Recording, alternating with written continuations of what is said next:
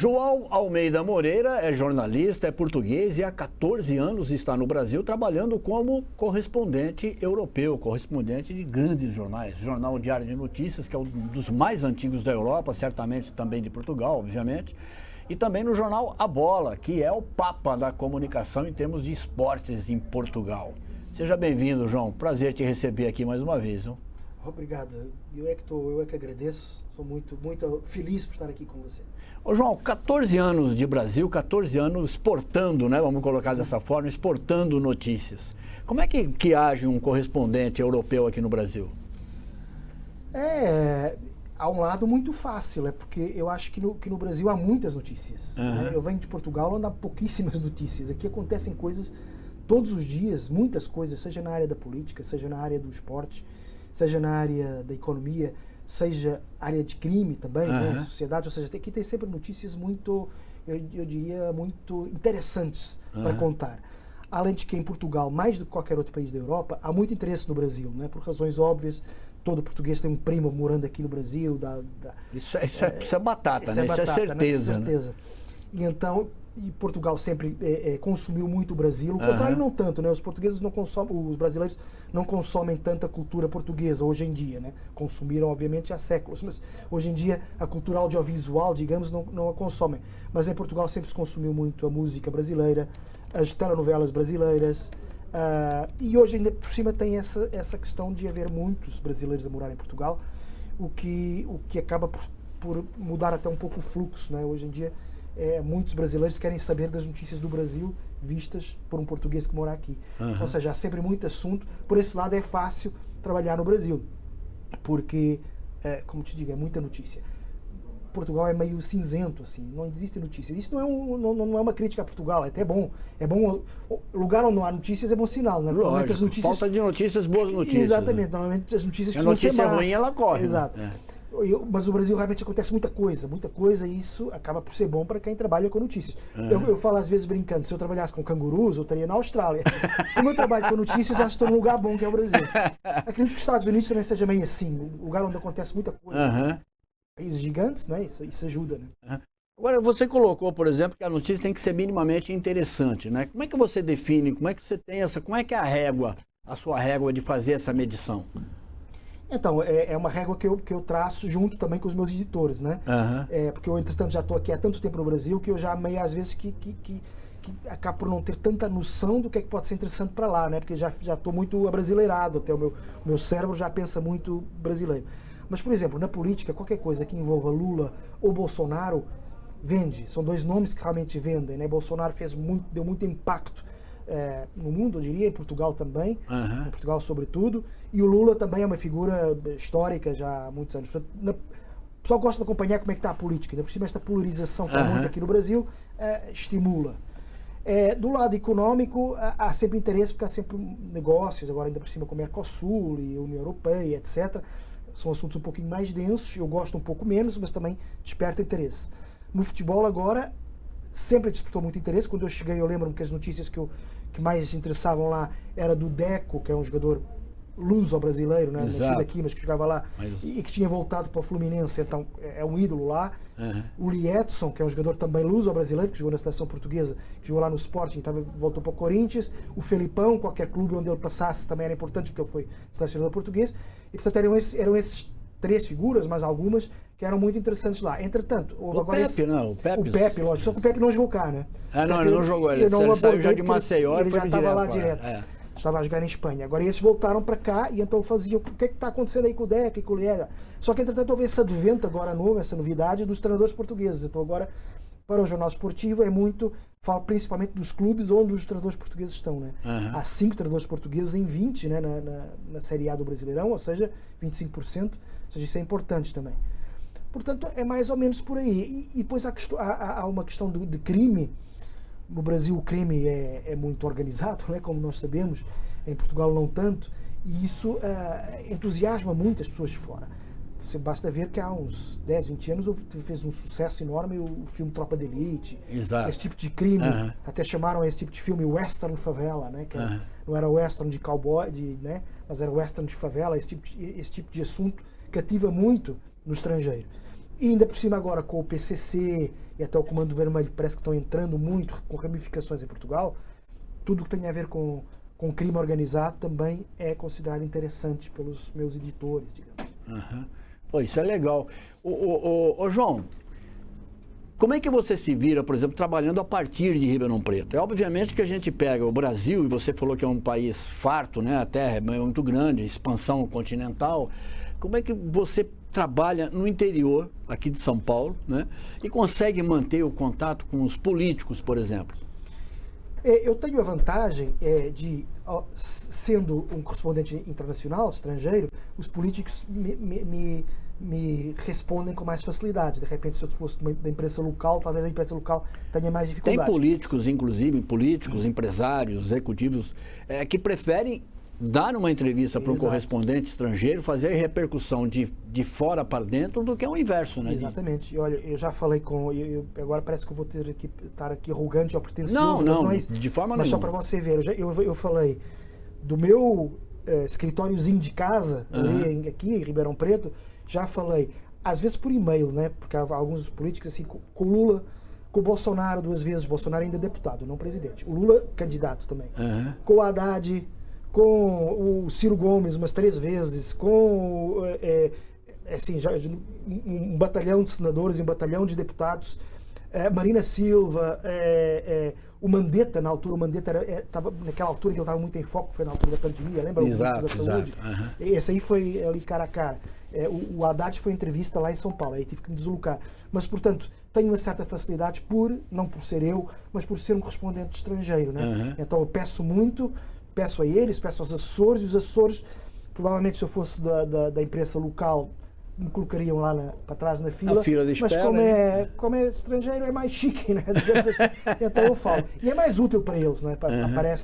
Aparecem no Fernando Henrique Cardoso, eu agora Michel Temer, eu agora falaria aqui, acho que todos os presidentes vivos, eu falei com eles daqui de Ribeirão Preto. Algumas vezes eu falei com a Dilma Rousseff, fiz uma entrevista no Alvorada, era ela presidente ainda, naquela fase do impeachment. Mas, portanto, é relativamente fácil. Mais fácil na política, inclusive, do que no futebol. Porque no futebol é mais difícil os jogadores. Hoje em dia é muito mais difícil falar com um lateral direito aí de um time de Série B do que com um senador ou com um deputado. Mas isso aí é porque eles são... todos eles já têm procurador e tal. E depois aí os próprios clubes também filtram muito, porque vai que ele diz alguma coisa ruim do clube. Então, hoje em dia está mais difícil trabalhar no futebol do que na política. Até. Tem diferença entre o jornalismo de Portugal e o jornalismo do Brasil? Você estava falando de um livro legal, né? Não, é uma sessão, né? Não, a língua que nos... eu tenho agora um canal de YouTube, porque a gente tem que estar sempre se renovando, né? Eu sou um cara do jornal em papel. A minha escola é jornal em papel, né? Mas agora tem um canal de YouTube também para ver se eu entrei nessas novas mídias, né? Porque a gente sempre que está... Jornalismo, como você sabe, é um que a gente tem sempre que estar virando, porque não paga muito. Então fiz um canal de YouTube com um rapaz brasileiro que é o comentarista dos canais ESPN, que costuma fazer os jogos de Portugal. Ele é que comenta. Portanto, ele é especialista, é um brasileiro especialista em futebol português, digamos. E eu sou um português especialista em futebol brasileiro, porque eu trabalho aqui com o assunto. Então fizemos um canal de YouTube que se chama Zuca e Tuga. Zuca de Brazuca e Tuga de Portuga, né? E a gente fala sobre o futebol português e brasileiro junto e tal, E temos no final um quadro, né? No final do programa chamado A Língua que nos une, só que entre parênteses antes do une a gente colocou des, ou seja, a língua que nos desune. É onde a gente fala todas essas palavras que a gente usa de um jeito lá em Portugal e os brasileiros usam de outro. Eu lembro que o último episódio foi autocarro e ônibus, né? E tem tantas outras, né? Tanto que a gente já fez uns 40 programas e não falta assunto de palavras que a gente usa diferente, né? Para a própria forma de definir o celular, né? Telemóvel, né? Telemóvel, celular, o tempo todo. Eu tenho 2 filhas já nascidas aqui no Brasil, então a gente toda hora... O que é isso, papai? É assim que a gente fala lá. Assim é que tá certo, não é como vocês falam, não. Não, aqui é que tá certo, que eu já sou muito mais que vocês. É sempre essa disputa. Assim. Mas fora a linguagem, por que une, por exemplo, o futebol de lá e o futebol daqui? Não é tão diferente, né? Não é diferente assim. Portugal tem uma forte paixão pelo futebol. Tem. Muito forte. Eu acho que é evidente que o Brasil Eu tive a oportunidade de ver um jogo da seleção no campo do teu time lá do esporte, né? E o Zé que trabalha que é um professor de história aposentado lá em Portugal, ele fala muito do esporte, do Alvalade, né? Alvalade. Eu adoro aquele estádio lá, acho maravilhoso. Eu fui assistir um jogo lá da seleção portuguesa, uma coisa maravilhosa, assim, a paixão que eles têm por aquilo. O Brasil, claro, é o país do futebol, é chamado assim, porque o Brasil tem coisas únicas. Para já é o único país que foi pentacampeão mundial, ou seja, tem uma história, a seleção brasileira é uma espécie de Real Madrid das seleções, né? É o número 1, apesar de às vezes estar em crise, como agora, que não está tão bom, mas isso aí faz parte, né? E depois, o que faz do Brasil o país do futebol é que tem, em todo lado se joga futebol. O campeonato da Série C do Pará, do estadual do Pará, é vivida com intensidade. Ou seja, só para dar um exemplo, né? Isso do Pará, pode ser outro qualquer, com todo respeito, né? Mas aqui a Série D do Brasileirão é visto com muita paixão. Ou seja, além de que o Brasil até pode não estar agora com a melhor seleção do mundo, mas se você colocar, se por exemplo o Brasil pudesse entrar com 3 ou 4 seleções na Copa do Mundo, as 4 seleções, cada uma com seus 26 jogadores, seriam todas boas, né? É muita quantidade de jogador bom. E isso faz realmente do Brasil ser um país especialíssimo em matéria de futebol. Né? Também é um país gigante, né? Isso ajuda. Mas em termos de paixão clubística, às vezes até, a gente lá em Portugal até inventou o termo, não sei se aqui no Brasil se usa clubite, que é uma doença, né? Clubite, parece uma doença. Lá em Portugal é uma loucura a clubite, as pessoas brigam aqui muito por causa do futebol. Clubismo, né? Clubismo, Mas lá do clubismo passou para clubite porque é mais esse sufixo que parece doença, né? Exato. Tudo que é clubite, né? Porque é uma doença. Ou seja, em Portugal se vive com a mesma paixão, eu acho, que aqui no Brasil o futebol. Só que o Brasil tem essas condições que eu falei, né? Muita quantidade de jogador, e muita quantidade de campeonato, e tudo levado muito a sério, né? Eu agora estive no Recife fazendo uma matéria com o Sport. O Sport Recife tem treinador português, mais 4 auxiliares e mais 3 jogadores portugueses. Então é o clube mais português do Brasil hoje em dia. Fui lá fazer uma matéria. E a torcida do Sport Recife, que parece uma praça não tão importante do futebol brasileiro, aquela torcida é de um fanatismo incrível. Qualquer jogo, o próprio esporte de lá, estava na Série B até 2 anos, 3 anos passados. Lotava o estádio com 30, 40 mil pessoas, uma paixão incrível. E o jogador do time deles erra um passe, já vai, aí depois faz um gol, já é uma loucura, já é uma paixão, né?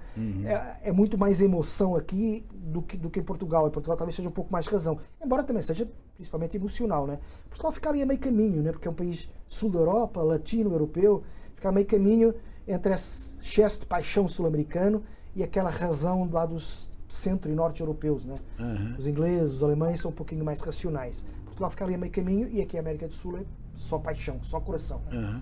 Uma vez eu fiz uma brincadeira, tem um boteco ali em Portugal, bem no centro de Lisboa, que chama Pé na Cova, Cova Funda. Cova Funda.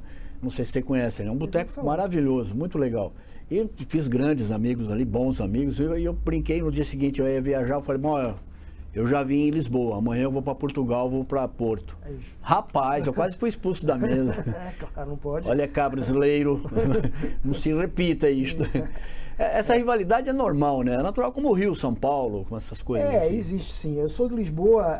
Em Lisboa, eu cresci assim, não havendo muita rivalidade, ou seja, todo o resto do país que tem rivalidade com Lisboa, né? Porque Lisboa é muito centralista. Mas depois, até por causa do futebol, e o Futebol Clube do Porto, o clube de lá começou a crescer muito, aí esse bairrismo começou a ficar um pouquinho mais exacerbado, e aí eu comecei a sentir também, tinha um monte de sarro de portuenses. Né? Portuense é o habitante da cidade do Porto, portista é o torcedor do Porto. E eles muito de Lisboa e tal, e dos sotaques e coisas assim, enfim, a gente passa o tempo todo com essa briguinha, mas é uma briga que não tem assim grande maldade, eu diria. Né? E a distância entre as duas maiores cidades de Portugal é mínima também, é 300 quilômetros. Eu hoje entendo o seu mínimo. Quando eu morava lá eu achava enorme, né? Só que agora eu vivo a escala brasileira, realmente é do lado, né?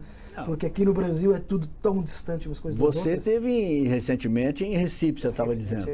Você viaja 3 horas, dava para você atravessar a Europa praticamente. A Europa quase toda. Com 3 horas de voo, você atravessa pelo menos 10, 12 países. Eu lembro que eu estava cá há pouco tempo e alguém me pediu, do jornal A Bola, para fazer uma matéria com o Hulk, o jogador, né? Que também é outro, que era um ídolo lá no Porto e que jogava agora cá. E ele morava em Campina Grande, que acho que é a cidade onde ele nasceu, lá na Paraíba. E me perguntaram se eu podia dar lá um pulinho. Assim, pode dar lá um pulinho? Eu, posso, é a mesma coisa que tu dares um pulinho até Varsóvia, na Polônia. Né? Mas o que o pessoal acha, mesmo sabendo da geografia que o Brasil é gigante, mesmo assim acha que é tudo perto. Tudo perto. É gigantesco, né? E eu achava antes que o Porto era distante, que era uma viagem. Hoje em dia, ir ao Porto, na minha cabeça, já virou ele do lado, né? Eu estou sempre ali em Póvoa, né? Póvoa de Varzim, que você conhece bem ali, que é 30 quilômetros de Porto.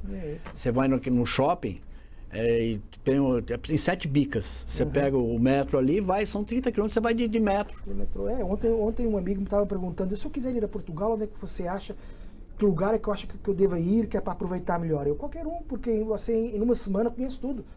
Conhece. Portugal pela proximidade, é tudo muito Portugal próximo. é 3 ou 4 vezes menor que o estado de São Paulo.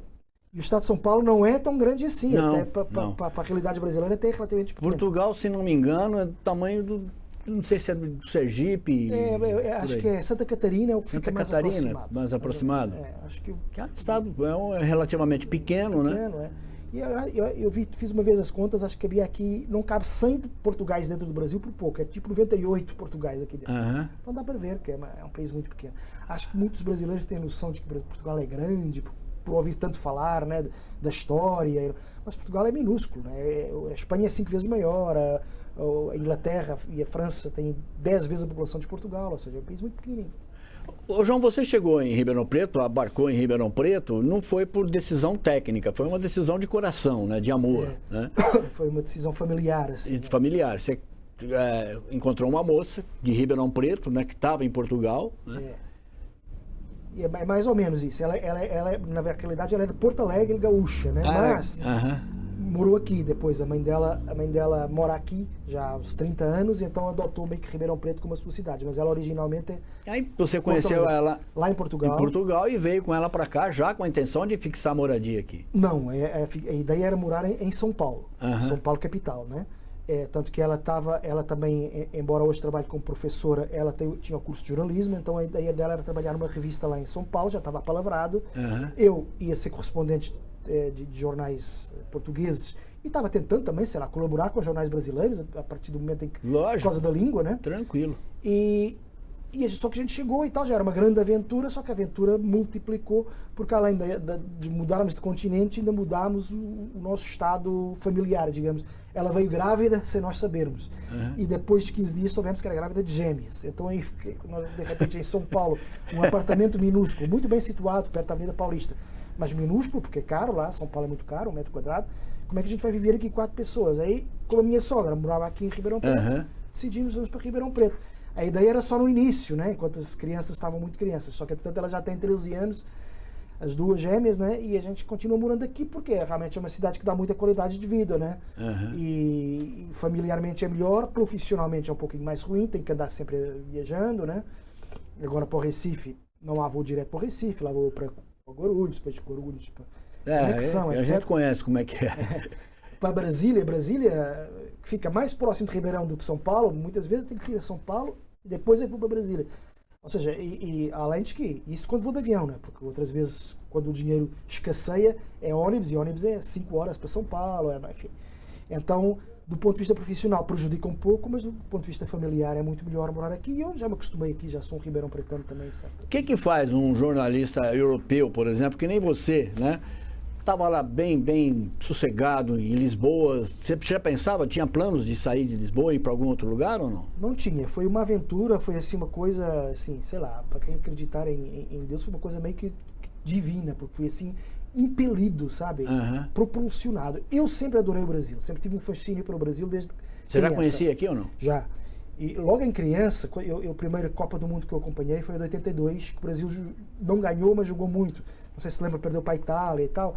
Muita gente deve lembrar disso. Paulo Rossi, todo mundo odeia aqui até hoje. Até hoje não. Aí, e eu ficava fascinado com o álbum de figurinhas, porque era o Zico, era o Sócrates, Era Falcão, Toninho Cerezo. Eram craques, e eles todos me pareciam muito diferentes daquilo que eu estava acostumado, mas depois eu via lá o nome no álbum de figurinhas, e era Sócrates brasileiro, Sampaio Souza Vieira da Oliveira, Arthur Antunes Coimbra. Meu, esses caras são tão distantes e ao mesmo tempo tem um nome igualzinho ao meu vizinho do lado. Ou seja, esse país é tão distante e tão próximo ao mesmo tempo que sempre me fascinou. Depois começaram a vir muitas novelas e tal, principalmente o Rock Santeiro, que é que eu mais gostei. E tudo aquilo me fascinou muito, lá do Nordeste, lá, porque o Rock Santeiro era passado na Bahia, supostamente, e Rio de Janeiro, e São Paulo, tudo aquilo me fascinava muito. Então, já no ano 2000, já com 27 anos, viajei a primeira vez para férias, né? Para Pernambuco, férias de praia. E aí, uma vez fiquei encantado, né? Encantado com o povo, encantado com as praias, encantado com tudo. Depois viajei, eu falo a minha mulher, viajei 14 vezes antes de vir morar cá. Vim 14 vezes para cá, tanto de férias, como também a trabalho, porque às vezes um jogador do Sport ia para o Sport, que é para o Benfica, aqui do Brasil, e eles mandavam cá para o Brasil, fazer a reportagem aqui junto com eles, e depois viajava junto com eles para Portugal. Então já conhecia bem o Brasil. Sempre tive um fascínio muito grande pelo Brasil. De repente me vejo casado com uma brasileira. Portugal estava numa crise brava naquela altura, porque era aquela crise que atingiu principalmente a Grécia, mas atingiu também Portugal, né? Países menores e periféricos foram os mais atingidos. E eu pensei, por que a gente não vai para o Brasil? E aí a minha mulher também, com a família aqui, né? Tem a mãe aqui e tal, vamos. Foi assim uma loucura. Todo mundo achou que eu estava louco. E estava mesmo. Mas vim e pronto, fui ficando. Eu jogava aqui para São Paulo, acabei ficando aqui em Ribeirão Preto e não tem sido fácil, né? Porque um cara ser freelance não é fácil, né? Com filhos para criar. Mas tem sido um aprendizado extraordinário. E eu peguei, só se reparar, nos últimos 12 anos, a quantidade de acontecimentos que houve aqui no Brasil importantes, desde impeachment, a Lava Jato, a Lula preso, Lula solto, advento do bolsonarismo e da extrema-direita, eventualmente agora o Bolsonaro preso, quem sabe. Teve tanta coisa, né? Junho de 2013, que também foi um mês diferente, né? Copa do Mundo, Jogos Olímpicos, ou seja, tem sido, do ponto de vista profissional, muito enriquecedor. Do ponto de vista financeiro, não tanto, mas do ponto de vista profissional, tem sido. Quais são os principais desafios que você enfrentou quando chegou no Brasil? Língua não foi que... Língua não foi, porque é a mesma, e por mais que haja algumas diferenças, ainda hoje às vezes sinto diferenças, né? E às vezes para ir no café, pedir um simples café, tem que falar assim, brasileirado, como eu estou falando aqui, porque senão o pessoal não me entende. Pensa, oi, se eu falar com o sotaque muito lisboeta, cerrado. Mais fechado e mais rápido. Mais rápido, mais fechado. Eu não estou a falar como eu falo com os meus amigos de Portugal, eu estou a falar aqui um pouco abrasileirado para ser mais fácil de entender. Se eu trabalho em comunicação, né, eu tenho que me comunicar. Então, mas a língua obviamente não foi um problema importante. Já falei aqui da distância, né? Tudo muito distante. Quando cheguei aqui era muito ingênuo, achava que podia ir fazer matéria lá na Amazônia, e é muito custoso, muito demorado e limita um pouco.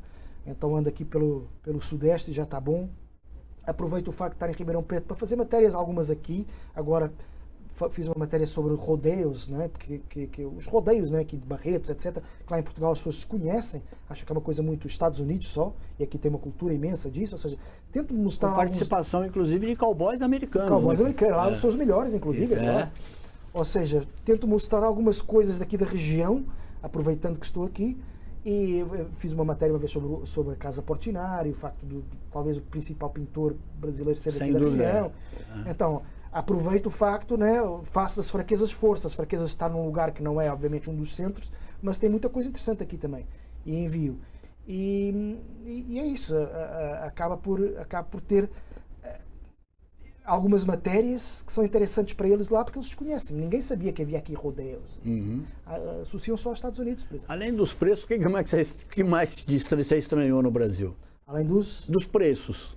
Dos preços. Por exemplo, é muito comum comer bacalhau bom no Porto, em Lisboa, no interior. Os preços, aí você vem aqui, por exemplo, é proibitivo um bacalhau, né? Eu, por exemplo, como português, sempre preferi peixe a carne, eu comia muito peixe. Aqui não tem peixe, né? Portugal é o país mais atlântico do mundo. Né? É o que mais consome peixe e frutos. Peixe de água gelada, então o peixe é bom pra caramba. Enfim, eu sinto saudades do peixe. Sinto mais saudades do peixe do que a minha família. Não, mentira. Mas, e em relação ao vinho, por exemplo, Eu aqui, eu quase não bebo vinho porque me custa estar a pagar 5 vezes mais do que pagaria lá. Vinhos comuns, vinho que eu bebia quando era estudante ainda, e a gente pegava ali o vinho para ficar mais bebum ainda, moleques, que era aquele vinho bem barato do supermercado, aqui custa, parece que eu estou tomando um vinho, um Bordeaux. Então, eu acabo aqui por tomar. Eu já escrevi sobre isso numa das viagens que eu fiz a Portugal, a Europa em si, mas em Portugal, principalmente, eu gosto muito do vinho português. Prefiro o vinho português ao vinho italiano, ao vinho francês. Tem menos grife, né? Menos grife, mas é muito mais saboroso. E às vezes pago menos do que 5, 6 vezes, né? Exatamente. Do valor. Eu lembro de ter comprado vinho lá, 8 euros, 6 euros. Isso, e vinhos bons, que aqui no Brasil custam... É que vem com imposto, né? E esse imposto do pecado, esse tipo de bem que não é... Que é pecado, né? Beber, etc., ainda é mais caro. E o próprio bacalhau aqui também é visto como um prato de alta cozinha, quase. Lá eu comia bacalhau uma vez por semana, no mínimo, e é um prato comum. É um prato que não é dos mais caros. Ficar meio ali Exato. Se você vê o cardápio lá, o bacalhau está lá no meio. É uma coisa comum para nós comer bacalhau. Aqui é um prato também muito caro. A comida portuguesa, a gastronomia portuguesa, eu tenho muito orgulho nela, mas ela não é muito comercial, ou seja, não consegue ser competitiva em termos de preço. Se restaurante italiano aqui você é barato, consegue ser mais ou menos barato. Ou seja, você compra uma pasta boa, como é que seja boa, né? Mas qualquer pessoa com uma pasta boa faz uma boa macarronada italiana, etc. Já Portugal, para fazer os pratos de lá, tem que vir de lá, porque o bacalhau, nem sequer em Portugal existe, é só lá na Noruega, nos mares do norte. Mas tem que vir de lá, o vinho vem de lá, o polvo vem de lá, o peixe tem que vir de lá, mas o peixe quando vem já não vem fresco. Por isso os restaurantes portugueses aqui tendem a ser caros, né? E isso realmente para mim se tornou proibitivo meio que comer comida portuguesa aqui. Prefiro comer comida brasileira, que também é muito boa, e é parecida com a portuguesa, vamos lá, arroz e feijão a gente também come lá, né? Carne e tal. E a carne aqui é muito boa, né? Então acabo por... em Roma ser romano, se dizia. Aqui no Brasil ser brasileiro, né? Então como muito churrasco, se é para tomar, tomo cerveja. Porque acaba por ser mais barato, né? Não precisa de importar de lugar nenhum. Ô João, você já teve o inverso, em vez de você despertar o interesse por uma matéria a partir daqui, da fonte da notícia, teus editores de Portugal falaram, tem isso, a notícia às vezes chega de outra forma, ou chega com maior agilidade, com maior rapidez lá fora? Sim, há coisas que chegam lá que eu nem sabia, assim, agora ainda por cima com a internet, não sei o que, há coisas que viralizam, etc, no YouTube, havia uma questão só dando um exemplo que agora me ocorreu, um deputado que acho que é do Paraná, que se chama ele chama Boca Grande, é o nome, não chama assim, né, é o apelido dele, mas que bateu num cara do MBL, aquele movimento do Brasil Livre. Exato. Covlão, não sei se você lembra disso, que o cara bateu, ele é Boca Maldita? É por aí, é assim, um nome assim. É um nome, é apelido, né? Mas é uma figura estranha. E isso, de repente, alguém praticou lá em Portugal, virou, nossa, os caras se batendo e tal. Mas aqui no Brasil, nos grandes canais de televisão e na imprensa que eu leio, não era notícia, era uma notícia mais local. Ou seja, daí foram eles que me avisaram o que estava acontecendo aqui. A gente até fica meio, quem é correspondente fica meio, nossa senhora, eu é que devia ter a obrigação de estar avisando, né? Mas é que acontece tanta coisa no Brasil e hoje em dia viraliza tanta coisa que chega lá primeiro às vezes do que aqui. E outras são essas também que eu falei do PCC, que agora é muito notícia lá, porque há lá ramificações do PCC, do Comando Vermelho, etc. E que é notícia lá em Portugal, porque tem lá mesmo as ramificações, e depois eles dizem que, vê lá aí, fala aí com alguém que seja do PCC. Então fiz uma matéria com um arrependido do PCC, inclusive, para já como parte de uma matéria maior lá do PCC português, digamos. Uma das coisas que me fez repensar, gravar outra matéria, eu vi uma ordem de prisão da Polícia Federal, inclusive dando batida em Ribeirão Preto atrás de um português. Eu não sei se ele é português ou brasileiro, mas está em Portugal. Está em Portugal, eu também não sei. Não sei por conta exatamente disso, da expansão do crime organizado para aquele lado. Como Portugal por várias razões, é uma porta de entrada da droga também, né? E a língua, etc. Tem lá muitos brasileiros morando. É meio que o segundo país já de PCC no mundo, né? Não tem a menor dúvida. Você acha que você tem uma visão privilegiada de eventos, sendo estrangeiro, você não está tão tocado pela emotividade das informações, de ter que escolher um lado? Você falou, por exemplo, do Lula e falou do Bolsonaro. O Brasil está rachado no meio, né? Tem essa... A política dividiu o país, dividiu parentes, dividiu familiares, dividiu amigos, né? Então, eu acho que, sem querer ser pretencioso, às vezes o estrangeiro realmente chega e vê mais a floresta e não tanta árvore, né? Como você sabe, o Brasil é muito dividido, tem desigualdades sociais incríveis e há pessoas que só vivem, vou usar uma expressão que se usa muito, né? Que é naquela bolha e só conhece aquelas pessoas daquela bolha, ou muito ricos, ou outros também só entre muito pobres. Há pouca... Parece que vivem... Há vários Brasis dentro do Brasil, não é? Também é um lugar comum já falar isso, mas há muitos Brasis dentro do Brasil. E quem vê de fora, vê um pouco, acompanha muitas vezes. Eu já fiz matéria em favela, já fiz matéria com os ricos, as elites, né? Não só elites políticas, mas também elites econômicas, etc. E, portanto, eu acho que consigo ter uma visão um pouquinho mais abrangente, assim, e menos preconceituosa, porque há alguns preconceitos, de parte a parte.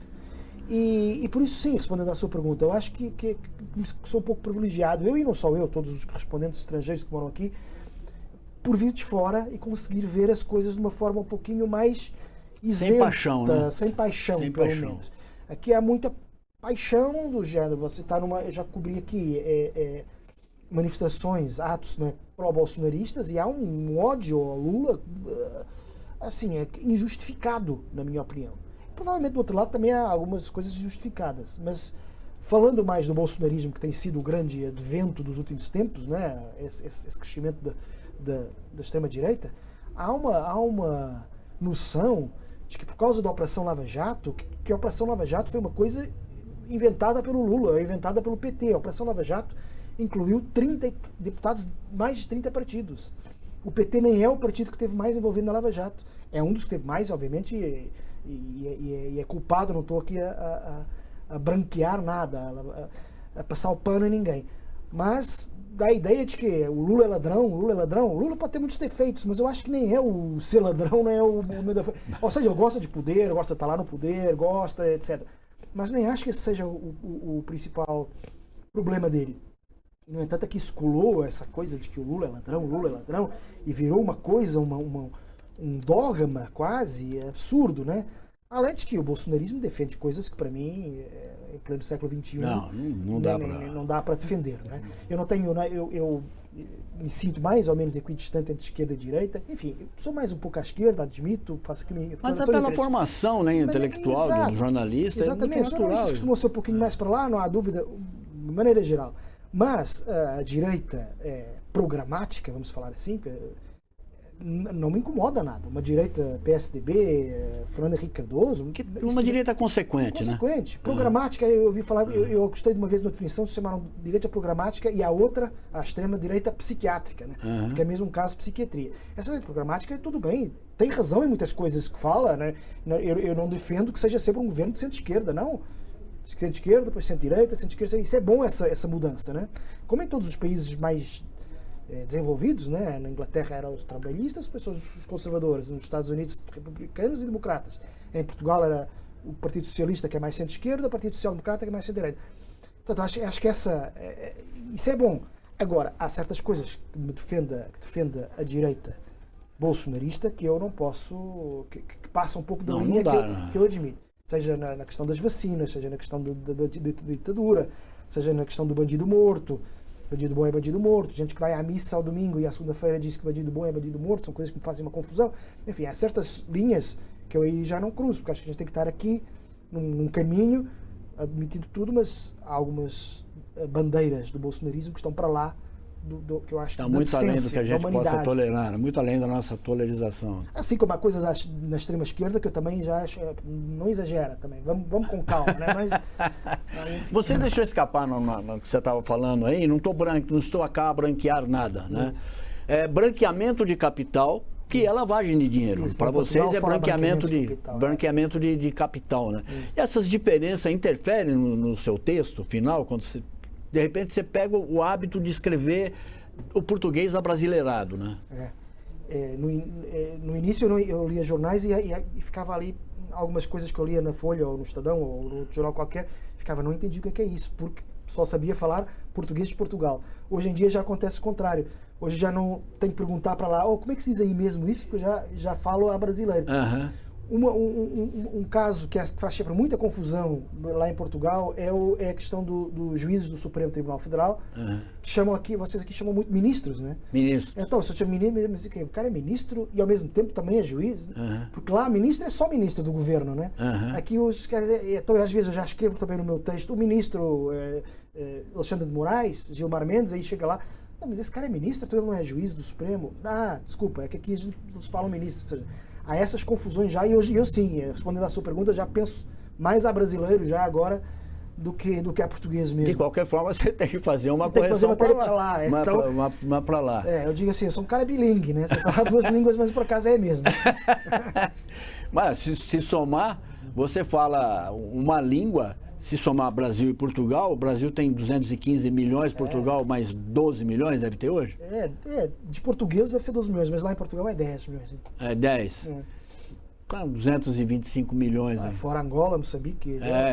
Cabo Verde, vai por aí. É a oitava língua mais falada do mundo, mas quase tudo graças ao Brasil. Se não fosse o Brasil é que faz a diferença. Né? Ô João, como é que você lida com essa direitização, essa caminhada muito mais à direita, que não só o Brasil no caso do bolsonarismo, Trump nos Estados Unidos é o modelo que mais serve aqui. Como é que você vê esse endireitamento das políticas mundiais?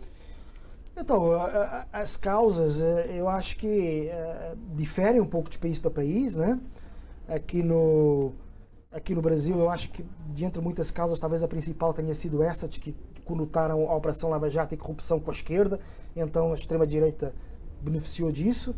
Na Europa é mais por causa da questão da imigração, a extrema-direita é contra a imigração, nos Estados Unidos também um pouco isso, e eu acho que a extrema-direita foi muito mais eficaz a entender algumas queixas, alguns lamentos das pessoas da classe média baixa, inclusive, né? Que antigamente era muito conotada com a esquerda, né? Essa classe média baixa, e até pessoas com dificuldades são hoje muito mais facilmente seduzidas pela direita do que pela esquerda. A extrema-direita foi muito mais hábil nisso, e principalmente no uso das redes sociais também, não é?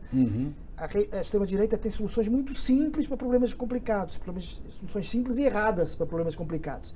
E isso é muito mais fácil, você vê num clique. Não, isso aí é a história do bandido morto, tem que prender todo mundo. Prender todo mundo e colocar onde? Vai colocar na prisão, vai gerar muito mais bandidos, e bandidos muito mais profissionais. Eu sei que eu não estou a defender que quem faz crimes graves, que é solto, obviamente, preso. Não. Mas a maioria da população carcerária no Brasil, que acho que o Brasil tem a terceira maior população carcerária do mundo, para os Estados Unidos e Rússia, ou a quarta, eu acho que a China também tem mais, mas é óbvio também a China tem muito mais gente que o Brasil. Ou seja, o Brasil tem uma população carcerária gigante e 60%, ou algo assim, eu não tenho aqui os números exatos, é de gente que trafica maconha, que é uma droga leve, pouco mais pesada do que álcool, né? Ou seja, isso não é suposto estar preso esse tipo de gente. Tem que haver alguma punição, já que a lei que é crime fumar drogas leves no Brasil, em Portugal não é, mas aqui é. Já que é crime, ok, se puna, mas com prisão, quer dizer, você está a criar um cara que vende uns gramas de maconha, de erva, né? Coloca na prisão, o cara vai passar a fazer tráfico muito maior, e assaltos, e crimes, e sequestros, porque vai estar lá na escola do crime. Ou seja, esse tipo de soluções fáceis, bandido bom é bandido morto, todo mundo na prisão, etc., são erradas, mas nas redes sociais é muito mais simples dizer isso, se eu sou leitor de rede social, do que ver depois o cara de centro-esquerda, ou até de centro-direita, dizer, não, tem que haver ressocialização, tem que haver não sei o que mais, não pode prender todo mundo. Porque eu não quero saber dessa solução. Essa solução, já cansei dessa solução ao segundo parágrafo. Eu quero essa solução, bandido bom é bandido morto. Então, a extrema-direita, como tem soluções muito simples, acaba, neste mundo da internet, de rapidez, acaba por beneficiar, né? Ser mais ágil. Muita gente acaba sendo cooptado pela história, né? Pela linguagem. Né? Sim. E como é que você lida com essas diferenças culturais? Isso interfere, por exemplo, quando você vai cobrir um país estrangeiro? Sim, é lógico. Quando cheguei no Brasil, eu achava que já conhecia muito de Brasil por causa daquelas 14 vezes que eu vim cá, que eu falei há pouco. Mas, obviamente, que vim de férias e vim em trabalho, a gente só conhece um pedacinho, só conhece fragmentos de Brasil. O Brasil é um país gigantesco, são muitos Brasis, e, portanto, a gente tem que ter um curso de Brasil, né? Ainda por cima, o Brasil não é para principiantes, ou para amadores, como falava o Tom Jobim, né? Então, eu falo muito com outros correspondentes estrangeiros e todos eles entendem que o Brasil é um país único. Todos os países são únicos, né? Mas o Brasil, especialmente, é um país muito único e a gente tem que ter um curso de Brasil quando chegar aqui. E para mim, português até é mais fácil por causa da questão da língua e porque nós brasileiros portugueses, fomos bombardeados com muita cultura brasileira desde sempre, as novelas e o futebol e etc. Mas, por exemplo, para um alemão ou para um sueco vir aqui para o Brasil é muito difícil adaptar essas diferenças culturais, né? A distância é muito maior, né? Como é que você consegue equilibrar, João, a imparcialidade jornalística, né, que você fala de ética, essa coisa toda, com a própria visão sobre os eventos que você cobre? Eu tenho, aqui no Brasil não havia muito essa tradição, mas em Portugal sempre houve, que um jornalista pode ter coluna de opinião, ou seja, num lado eu falo do noticiário, onde sou o mais isento possível, né, dentro dos limites, e depois tenho a opinião, onde aí posso manifestar de uma forma mais clara aquilo que eu acredito. Ou seja, consigo distinguir esses lados. É que muitas vezes quem lê jornais não consegue distinguir esses géneros, né? Há o gênero, a reportagem, a notícia e a opinião, são coisas diferentes. Na opinião aparece a nossa cara, com o nosso nome, ali dizendo, a minha opinião é esta. Aí me batam, me punam, me xinguem ou me aplaudam se quiserem. Agora aqui eu estou contando, aqui sou mais... mais isento possível. Mais objetivo, sou quase que neutral, sou quase que uma máquina escrevendo. Ou seja, há vários géneros jornalísticos, há entrevista, e muitas vezes as pessoas leem e dizem, esse jornalista é ótimo, mas esse cara nem sequer é jornalista. É só um economista, por exemplo, que tem uma coluna de opinião no jornal. É uma diferença, as pessoas não sabem bem fazer essa distinção. E a diferença, né, as principais diferenças entre o jornalismo de Portugal, por exemplo, que está ligado ao jornalismo da Europa, né, com o jornalismo daqui? Eu diria que o jornalismo brasileiro, eu gosto muito, né? Eu gosto, ou seja, porque tem empresas extraordinárias, né? A Globo, a Folha, etc. São, para quem trabalhou sempre em jornais grandes para Portugal, mas pequeníssimos comparado com o Brasil, eu fico assim encantado com o tamanho que a Globo tem, por exemplo. A Globo, obviamente, é um exemplo maior de local, né? Tem notícias, tem jornalistas em todo lado. Eu acho que a TV Globo tem mais jornalistas que Portugal. Há mais jornalistas na TV Globo do que em Portugal inteiro. Ou seja, esse mundo me fascinou. É bem possível, até pela dimensão. Esse mundo me fascinou. E quem fala Globo, outras empresas aí são gigantes, como a Folha, o UOL, sei lá, a própria Band, essas televisões não tão grandes como a Globo, tem um monte de empresas gigantes. Portanto, é esse lado do gigantismo que faz o jornalismo brasileiro se equiparar um pouco mais ao jornalismo americano, que também tem gigantes, assim, espalhados por todo lado. Depois tem as televisões locais. Em Portugal praticamente não existem televisões locais como esta. Não existem televisões... Por quê? Porque o país é tão pequeno que o que se passa, o que é notícia aqui, você leva o repórter vai lá em meia hora, chega lá no local, né? Aqui não, aqui precisa de 10 horas para chegar ao local. Então aí foi uma diferença. Aqui tem os jornais, pelo menos quando eu cheguei, eram mais... tinha mais lado, assim, tinha muito lado. O Estadão era muito antigo, quando eu cheguei era o governo Dilma, era muito antigo o governo PT Dilma. A Folha sempre tentou ser plural, embora muita gente chama eles de direita, outros chamam eles de esquerda. A Globo também, né? E a Veja naquela época também era muito anti-PT. Hoje em dia é a extrema-direita bolsonarista que se queixa que Globo, Folha, é tudo pró Lula e anti-Bolsonaro. Talvez haja mais lado aqui do que lá. Lá em Portugal, não sei se o país ser um pouco menor, as pessoas têm um pouquinho mais pruridos em escolher lado. Aqui, inclusive, a Folha, o Estadão, às vezes faz editoriais dizendo a Folha vai apoiar... Eu lembro que o Estadão apoiou a Aécio, se não me engano, e depois na eleição Lula-Bolsonaro disse que não ia... Haddad e Bolsonaro, que o Bolsonaro ganhou, disse que era uma escolha difícil, então não se comprometeu. que é uma tradição muito americana, né? Os americanos, o New York Times diz, não, a gente vai botar... Põe na capa, né? Lá em Portugal não existe. Não sei se a Inglaterra também são muito influenciados pelos Estados Unidos, se eles fazem isso. Na Europa não costuma ter. Estou tentando memorizar aqui, mas não me lembro de ter visto isso. É evidente que em França o Libération é um jornal muito de esquerda e tal, a gente já todo mundo sabe o que é que... Mas eu acho que isso é mais aqui Brasil e Estados Unidos, né? Esse tipo de coisa. Então... Agora, todo correspondente estrangeiro certamente tem muita história para contar, muita história das suas experiências pessoais, né? Qual é que marcou a sua trajetória aqui no Brasil? Pô, é tanta coisa assim, não lembro assim uma. Eu fui fazer uma matéria com uma favela aqui, assim, é que a gente vive aqui muito, como eu falava, em bolhas, né? A gente vive aqui, vai de carro, o máximo que vê de gente pobre muitas vezes é pessoal no sinal, né? No semáforo pedindo, né? Mas eu fui fazer na pandemia como é que uma favela estava encarando, vivendo, né? Como é que eles estavam sobrevivendo. E aí eu vi, talvez foi a primeira que me ocorreu agora, né? Depois eu vou sair dessa entrevista e vou lembrar não falei daquelas 5 ou 6 que eu devia ter falado. Mas essa me tocou, porque muitas vezes ouço aqui, eu me dou mais com gente de classe média alta, né? Aqui, porque lá está, a sociedade no Brasil é muito estratificada, e então eu falo muito com essas pessoas e muitas vezes eu ouço dizer que no Brasil não passa fome ninguém, só passa fome quem quer. Eu digo, vamos numa favela, é aqui do lado, vamos lá ver o que é gente que cata lata para sobreviver, etc. Porque o argumento dessas pessoas é que como há muita fruta, há muita coisa, que ninguém passa fome, enfim. E então, a segurança alimentar no Brasil é muito forte. É fortíssima, são 30 milhões, alguma coisa assim, de gente que não sabe o que é que vai jantar. A hora do almoço não sabe se vai jantar. E o almoço nem sabe se almoçou mesmo. Ou seja, isso obviamente é o que mais toca, porque esse tipo de pobreza mais extrema em Portugal é muito rara, né? Há também, né? Há diferenças sociais em Portugal, mas as diferenças são assim, essa distância é assim. No Brasil são assim, né? Porque as fortunas aqui. As fortunas aqui também são colossais, né? Colossais, né? Que é a riqueza que eu não estava acostumado. Os ricos portugueses não são tão ricos como os ricos brasileiros. E há sempre esses números, eu não estou aqui com números, mas que tipo 1% da população tem 30% do capital que é no Brasil. Isso são coisas absurdas, né? Basicamente isso, mano. E portanto, quando você me pergunta o que é que marca, é isso que me ocorre imediatamente.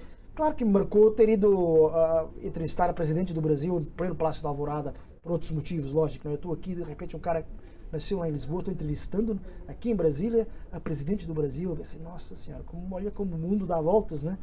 Como é que eu ia imaginar um cara que via novelas e que via aquelas álbuns de figurinhas com o Zico e o Sócrates, de repente estou falando com o presidente do Brasil. Aí eu senti assim um certo... né? Com os jogadores de futebol eu já não sinto tanto isso, porque eu em Portugal trabalhava muito com futebol, então... Mesmo que eu fale com o Zico, que já falei, e com grandes craques, assim, eu já não sinto essa pele de galinha. Mas ali eu estava falando com o presidente da República, independentemente de quem fosse, né? Pode ser Dilma, pode ser o Bolsonaro, pode ser a grandeza do cargo. O cargo, o Alvorada ali, e depois o Alvorada é imponente, que são 50 divisões e salas, e meu Deus, eu estou aqui, olha só... O João lá de Lisboa veio aqui parar no Brasília. Você falou da violência, que é uma coisa que também te impressiona muito, notícias de polícia, essa coisa toda. Teve momentos, em algum momento da sua carreira, aqui no Brasil, né, que você já sentiu que sua segurança estava em risco? Não. Senti um pouco de receio lá quando foi a posse do Lula. Portanto, estamos a falar de 1 de janeiro de 2013, né?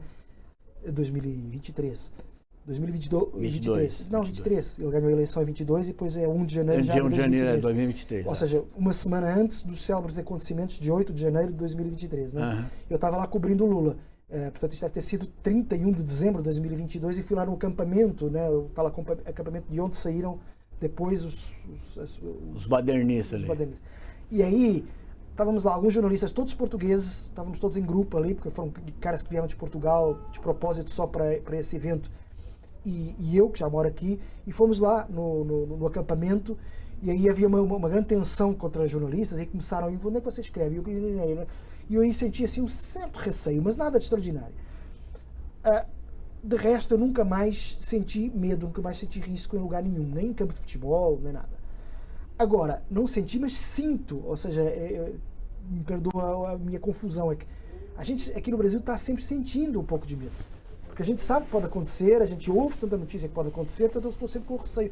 Eu às vezes à noite, a sair à noite, Vou até ali à igreja, que é ali a 200 metros de casa, não levo o celular.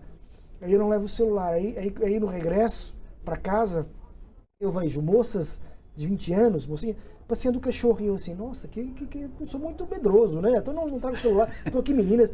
Que região sempre... que você mora aqui em Ribeirão? É ali perto do Parque Raia, mais ou menos. Ali, Zona ali, Sul ali. Jardim Botânico, mas perto... A igreja que eu estou falando até é ali no Praça José Jacques, São João Batista. Eu faço esse caminho, é uns 8 minutos de caminho. Ou seja, eu estou sempre entre o... Não há perigo nenhum, caramba. 98% dos brasileiros são honestos, são pessoas que não são criminosos. Mas depois há outro lado, em que eu estou a ver na televisão, que não sei o que, sequestro, não sei o que, meu Deus, será que é melhor ter cuidado, realmente? A gente vive sempre nessa tensão. Enquanto que eu em Lisboa, às 4 da manhã, andava à noite tranquilo, de celular, de carteira, e não me preocupava com nada. Ou seja, há a sensação de medo, mas ter medo mesmo, tipo, opa, cuidado, isso aí eu nunca tive, não, a não ser essa vez lá nessa manifestação, porque o pessoal estava muito hostil, estava muito... A hostilidade você viu onde acabou, né? Acabou na invasão de 8 de janeiro, lamentavelmente. O cenário do jornalismo, né? O cenário global, né? A gente sabe a importância que é ter uma notícia do Brasil no jornal europeu e essa notícia repercutir lá de forma que venha de fora para dentro, venha uma pressão. Você já sentiu isso? Já te pediram alguma coisa assim para interferir nessas relações internacionais? Não muito. Nunca senti assim muita pressão, né? Assim, pressão editorial, né? Você fala de direção, etc. Não, de vez em quando há um pedido de matérias sobre questões unilaterais, né? Tipo acordos, Portugal-Brasil, coisas de negócio, mas é uma pressão muito simpática, digamos, né? Que é para tentar que as relações entre os dois países fiquem mais próximas. O conceito de pressão, às vezes porque agora nos sites a questão dos comentários, né? E muitas vezes, se eu falo nas colunas de opinião mal de alguém, aí vai uns comentários lá, às vezes assim um pouco assustadores, né? Ameaçando, eu sei onde é que você mora e coisas assim do gênero, né? Aí eu sinto uma pressão. Coisa mais absurda, cara. Mas essa é uma pressão também que eu já aprendi mais ou menos a lidar, porque eu lá em Portugal, como eu falei, eu fazia muito, só trabalhava praticamente em futebol, e aí a Clubite, como eu falei, lá em Portugal é muito grande, e muitas vezes havia torcidas. Nem tem que haver Clubite lá em Portugal, é só reconhecer que o Porto é o melhor do mundo e pronto. Não. Melhor eu não sei se eu acho que aí não se vê, mas aqui o cenário é verde. O melhor é o time verde e branco de Portugal, que é o Sporting. Esqueçam Porto e o outro também que é lá, chamado Benfica, esqueçam. Embora eu seja amigo de um grande benfiquista aqui em Ribeirão Preto, que é o Jonas, que foi um jogador que fez sucesso incrível em Portugal. Lembro bem dele. No Benfica. Centroavante, né? 4 vezes, centroavante, e mora aqui em Ribeirão. Forte, e joga muito, e é um cara super bacana. A gente virou primeiro entrevista com ele e tal, e agora virou amigos, inclusive de família. Temos as filhas estudando na mesma escola, então é um grande amigo benfiquista, portanto respeita ele, não vou dizer mal do Benfica. Assim como eu tenho grandes amigos que jogaram futebol aqui, por exemplo. Teve um ponto esquerda do Santos, o Hugo, que fez muito sucesso no Benfica. Né? E hoje está lá em Portugal, é dono de uma vendinha, assim, um bistrô, um lugar excelente para tomar um bom vinho. Nossa, muito bom. Quais são, bom, a gente já está indo para os finalmente aqui, as perspectivas de futuro, tanto o Brasil como Portugal, como é que você vê essa coisa? Em termos assim da nossa profissão mesmo. Na profissão. Então, eu vejo, é evidente, com uma certa preocupação, né? Eu noto, por exemplo, na minha profissão, no meu lado, eu sou freelance, né? Ou seja, eu sou pago por aquilo que eu escrevo, né? Se eu não escrever, eu não recebo. Embora num dos lugares eu tenha uma avença, que se chama recebo independentemente do que eu escreva. Mas enfim, eu sou um pouco precário nesse aspecto, né? Porque não tenho não tenho carteira assinada, como se diz aqui no Brasil, né? E então o que é que eu sinto? Eu sinto que se eu trabalhar mal, posso ser dispensado. Já se eu trabalhar bem, ou mesmo muito bem, continuo com essa ganhando mesmo. Ou seja, não sinto uma capacidade, uma possibilidade de evolução financeira. E isso é uma coisa que é comum a todos os jornalistas em Portugal e acho que no Brasil também, e aqueles que estão lá também, né? A gente já ter emprego já está ótimo. Mas né? O bom disso é que você, aqui no Brasil, você recebendo em euros, né? Exatamente, receber em euros, tem essa vantagem, mas eu sinto nessa fase da minha vida, com 50 anos, que eu queria uma coisa mais estável, né? mais estável, que desse um pouquinho mais de segurança, né? Até porque com filhas pequenas e tal, com despesas, o jornalismo está muito romântico, né?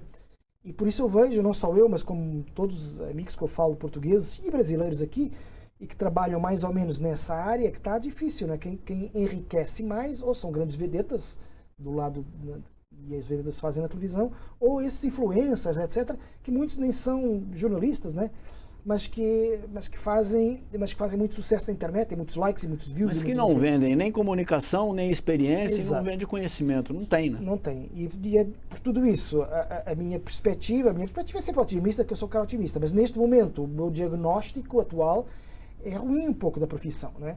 Por isso eu estou em canal de YouTube, né? E tento me adequar mais ou menos às novidades. Eu já estou a começar a ficar também do lado dos veteranos, né? Já tenho quase 30 anos de profissão.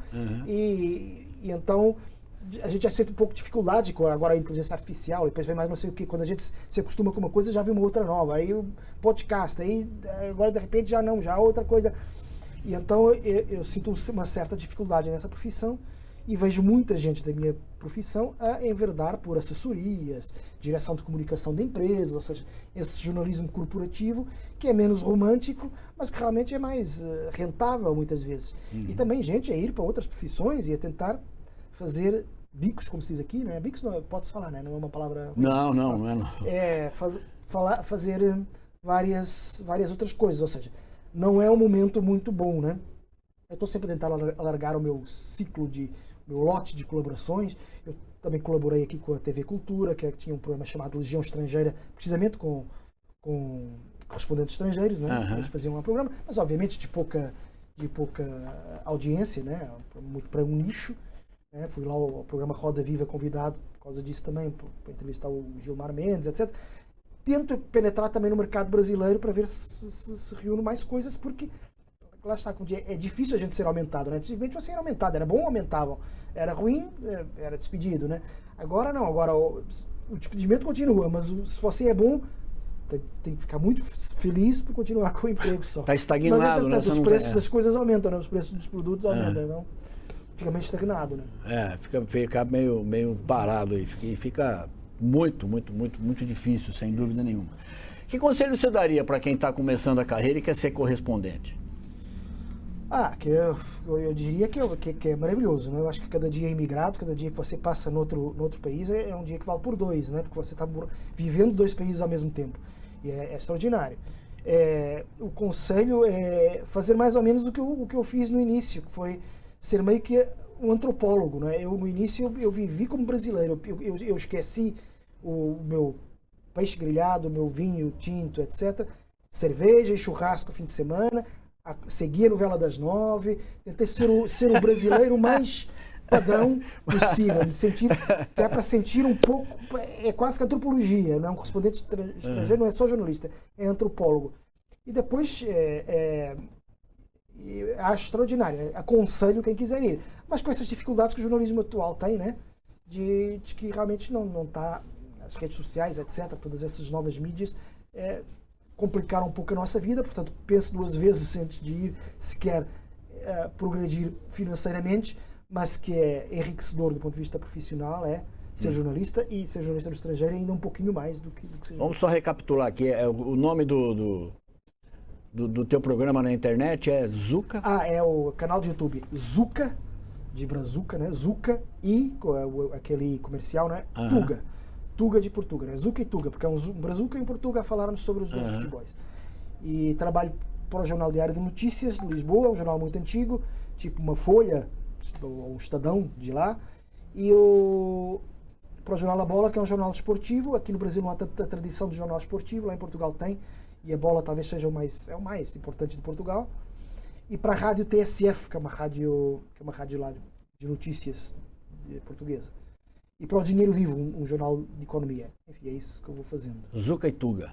Zuca e Tuga. Vamos todo mundo entrar aí pra gente ver. Depois você acessa, viu, Letícia? Pra gente, no meu computador aqui, que eu sou ruim para fazer essas coisas aqui.